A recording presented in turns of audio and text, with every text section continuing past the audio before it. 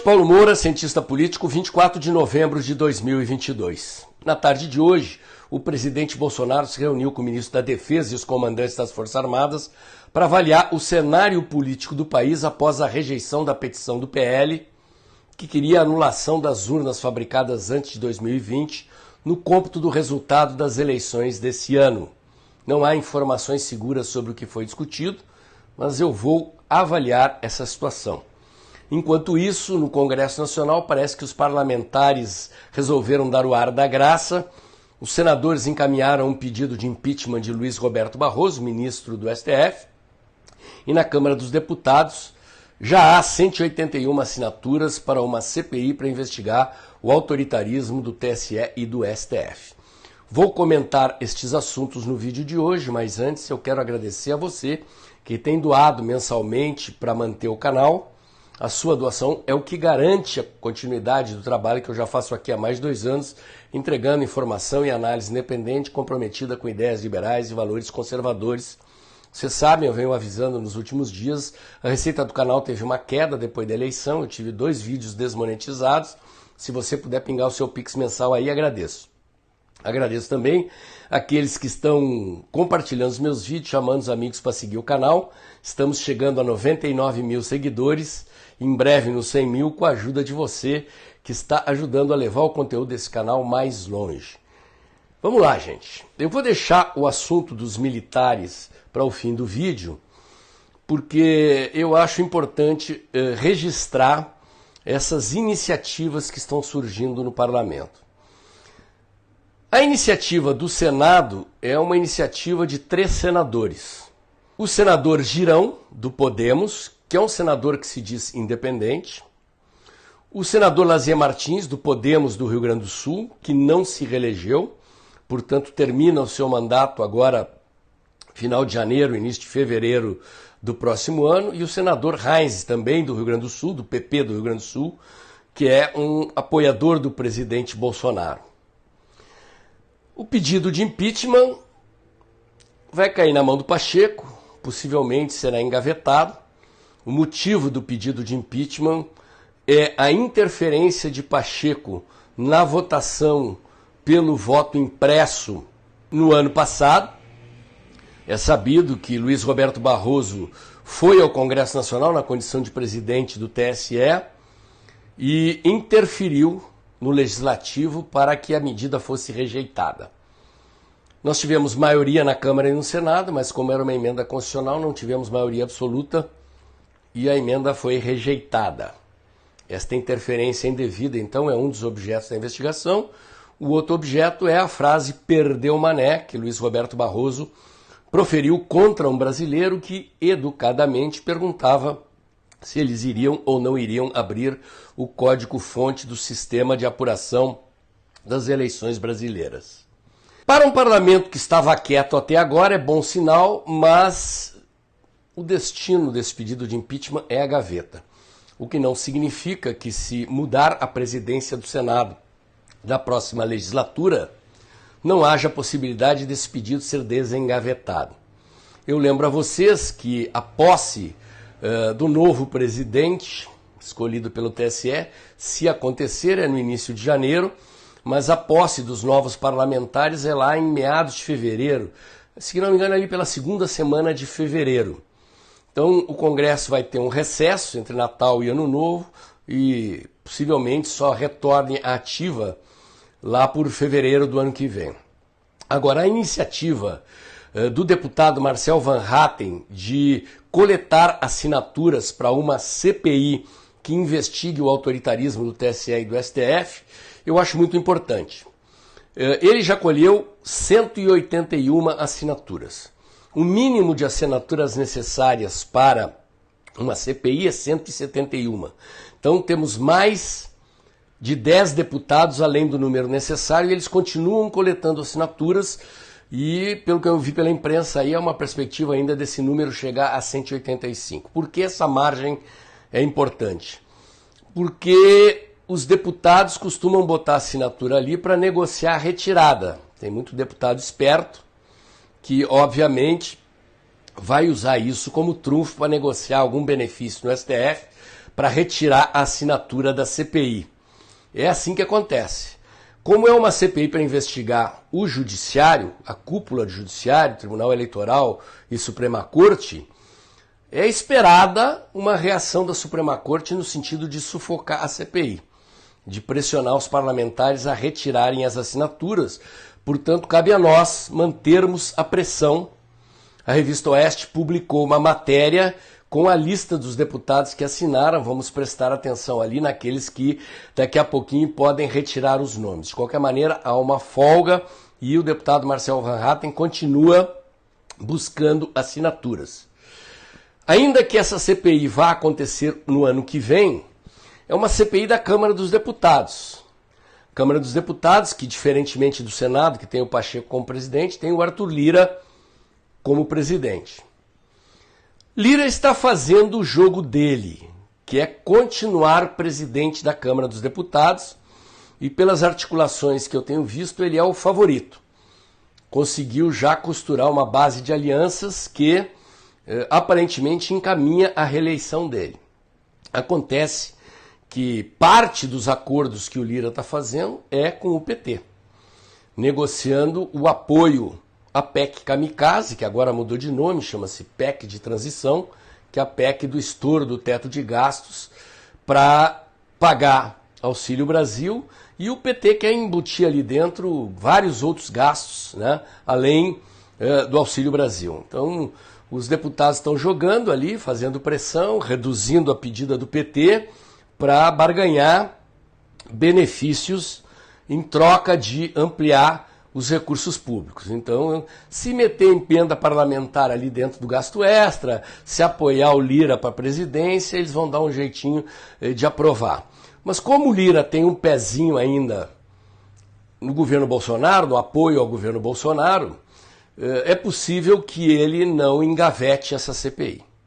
Então a perspectiva é de que o Lira, como presidente, agora, e possivelmente como presidente reeleito, não engavete.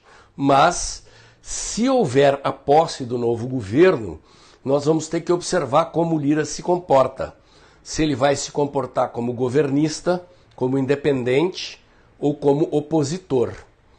E aí a pressão da base bolsonarista será fundamental. Eu chamo a atenção de vocês aqui para o seguinte: observem que os senadores que pediram o impeachment de Luiz Roberto Barroso não são bolsonaristas, né? Talvez o mais próximo disso que a gente possa dizer é o senador Reis do PP do Rio Grande do Sul. Mas são senadores, os outros dois, do Podemos, um dos quais não estará no Senado no próximo mandato. E quem tomou a iniciativa de convocar a CPI do STF e do TSE na Câmara dos Deputados é o deputado Marcel Van Hatten, do Partido Novo, que é um deputado liberal e com posições independentes em relação ao governo do presidente Bolsonaro. Não é um bolsonarista, embora tenha boas relações com o Eduardo Bolsonaro. Marcel é meu amigo, eu acompanhei a carreira dele lá no início, participei do conselho da campanha eleitoral dele quando ele foi candidato a deputado estadual, se elegeu no Rio Grande do Sul pelo Partido Progressista e depois ainda apoiei a primeira candidatura dele a deputado federal pelo Novo no Rio Grande do Sul. E depois eu me mudei para São Paulo e como ele manteve essa posição mais independente, digamos assim, eu não acompanhei a segunda eleição dele. Se reelegeu com 250 mil votos, 100 mil votos a menos que na primeira eleição, mas é um deputado muito bem votado, um deputado corajoso, independente e presta um bom serviço ao convocar essa CPI. Mas por que eu estou chamando a atenção disso? Porque são parlamentares que não são ligados ao presidente Bolsonaro. Ok? Esses parlamentares continuam quietos. Pelo que saiu na imprensa, é o presidente Bolsonaro que havia pedido o silêncio desses parlamentares. O primeiro que eu ouvi falando na tribuna foi o deputado Felipe Barros, do Paraná, que é um bolsonarista, leal, seguidor, apoiador do presidente Bolsonaro, que fez uma crítica dura ao STF no parlamento. Eu espero que os parlamentares que nós elegemos comecem a botar a cabeça para fora para criar um clima no parlamento para barrar aquilo que o petismo vai tentar fazer com o país daqui para frente, mas principalmente para barrar os excessos de poder da Suprema Corte e do Tribunal Superior Eleitoral. Então, vamos ver se essa CPI sai e se esses deputados aderem, ok? Isso é o lado bom do que está acontecendo do ponto de vista político. Quer dizer, os nossos parlamentares, nossos, entre aspas, já que não são os bolsonaristas raiz que estão tomando a frente dessas iniciativas, acordaram, mesmo em virada do ano, mesmo com Copa do Mundo, começaram a agir, certo? Fechado esse capítulo, vamos abordar a questão da reunião do presidente com os comandantes militares. A única notícia sobre o que teria sido tratado nessa reunião que eu li na imprensa até o momento que eu estou gravando esse vídeo, saiu no site antagonista, que não é exatamente um site confiável, dizendo que os comandantes militares teriam aconselhado o presidente a não reagir, a não convocar artigo 142, GLO, em reação ao que fez Alexandre de Moraes, a decisão de negar a pedida do PL de anulação das urnas anteriores a 2020. A deputada Carla Zambelli se pronunciou dizendo que ninguém sabe o que foi tratado nessa reunião, ou seja, não chega a ser um desmentido frontal, mas é uma desautorização da versão que o antagonista deu para o que aconteceu nessa reunião. Eu confesso a vocês, gente, que olhando o cenário político, eu não estou otimista com relação à possibilidade de uma atitude demandada pelo presidente e executada pelas Forças Armadas. Tá? Mesmo sem saber o que foi tratado nessa reunião, eu quero chamar atenção para um fato. 2 partidos que eram da coligação do presidente, o Republicanos e o PP, que foram multados por Alexandre de Moraes, embora não sejam autores da ação que pediu a anulação das urnas, se manifestaram publicamente dizendo que não apoiam o pedido do PL ao TSE e que vão recorrer à Justiça para não terem que coparticipar do pagamento da multa de quase 23 milhões definida por Alexandre de Moraes. Os 3 partidos tiveram fundo partidário bloqueado e só será desbloqueado depois do pagamento da multa. Então, isso é um indicador de que eles estão deixando o PL e, indiretamente, o presidente Bolsonaro na mão, arcando com as consequências sozinhos da decisão de Alexandre de Moraes. Isso é um sinal importante porque, para a tomada de decisões políticas mais contundentes no sentido de conter o excesso de poder do STF, o presidente Bolsonaro precisaria da convergência da sua base. Precisaria de apoio no Congresso, pelo menos um apoio expressivo.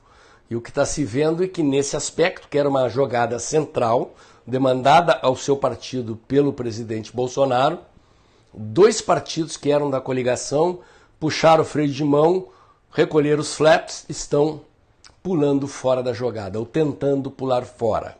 Não é uma dinâmica de adesão e apoio, é uma dinâmica de retração, de afastamento.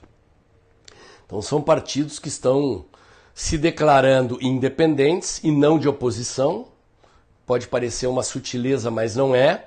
Então são partidos que ora podem jogar com a oposição e ora podem, dependendo da situação, jogar com o governo. Vale para agora no governo do presidente Bolsonaro, poderá valer lá na frente para o governo do presidente que o TSE escolheu. Então, essa é a conjuntura. Essa é a conjuntura. Mesmo sem saber o que foi discutido na reunião do presidente com os militares, eu quero crer que esse não é um bom sinal. Os patriotas seguem nas ruas na frente dos quartéis, mas eu acho necessário que, para que aconteça algo mais contundente, uma atitude mais contundente de contenção do excesso de poder do TSE e do STF, nós precisaríamos botar nas ruas uma quantidade de gente tão grande quanto aquela que nós botamos no 7 de setembro de 2021 e 2022. Eu me solidarizo com os patriotas que estão na frente dos quartéis, estive na manifestação de 15 de novembro, fiz a minha reportagem, mas acho que todos os outros patriotas que estiveram nas ruas nos dias 7 de setembro de 2021 e 2022 precisariam se somar a estes patriotas para que a gente construísse um clima de opinião, um ambiente que desse suporte a uma decisão do presidente Bolsonaro no sentido de convocar uma GLO e dar um para-te-quieto nos excessos dos nossos iluministros. Essa é a minha avaliação nesse momento. Pode ser que mude, né, mas não é o que eu gostaria de estar vendo, mas eu estou preocupado e achando que o jogo está sendo conduzido para aquele reme-reme da transição e para a posse do candidato do TSE.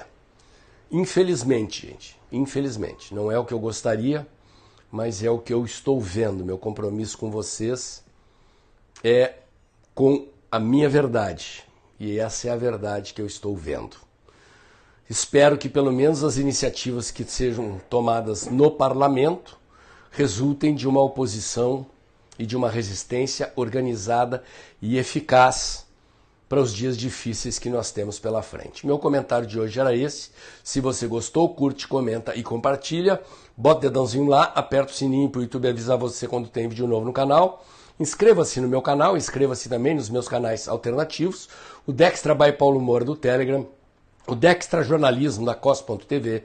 Acompanhe meus comentários diários no canal Tempo e Dinheiro do jornalista João Batista Olive, de segunda a sexta-feira, um pouco antes das 2 da tarde. E lembre-se que o vídeo está acabando. Ajude a equilibrar a receita do canal, que levou um tombo esse mês. Até o fim do mês dá tempo de você pingar, qualquer valor é bem-vindo. Ajude o canal a continuar o trabalho que eu já faço aqui há mais de 2 anos e vou continuar fazendo em qualquer cenário. Mantenho meu compromisso com a defesa de uma sociedade livre, próspera, em ordem e progresso. Agradeço a você também. Se continuar chamando os amigos e parentes para seguir o canal, logo logo vou ultrapassar os 99 mil seguidores, aceleradamente rumo aos 100 mil. Contem comigo, eu conto com vocês. Amanhã tem mais.